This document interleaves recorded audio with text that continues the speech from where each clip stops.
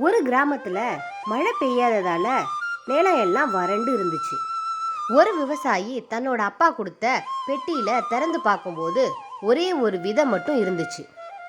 இந்த விதையால நமக்கு என்ன ஆக போகுது அப்படின்னு நினைச்சு அந்த விதைய வீட்டுக்கு பக்கத்துல இருந்த ஒரு இடத்துல புதைச்சி வச்சுட்டு கிளம்பிட்டாரு.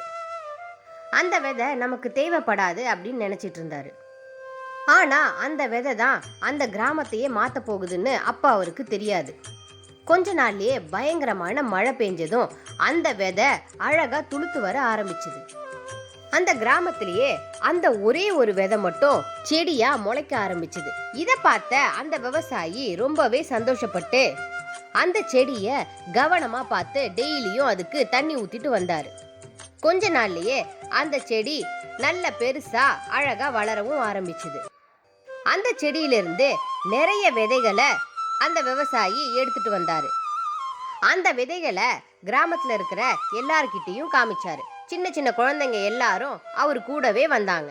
மீதி இருக்கிற எல்லா விதையும் அந்த கிராமத்துல இருந்த எல்லா இடத்துலயும் அவர் தூவி விட்டாரு. கொஞ்ச நாள்லயே அந்த கிராமம் பச்சை பசேல்னு ரொம்பவே அழகா மாறுச்சு.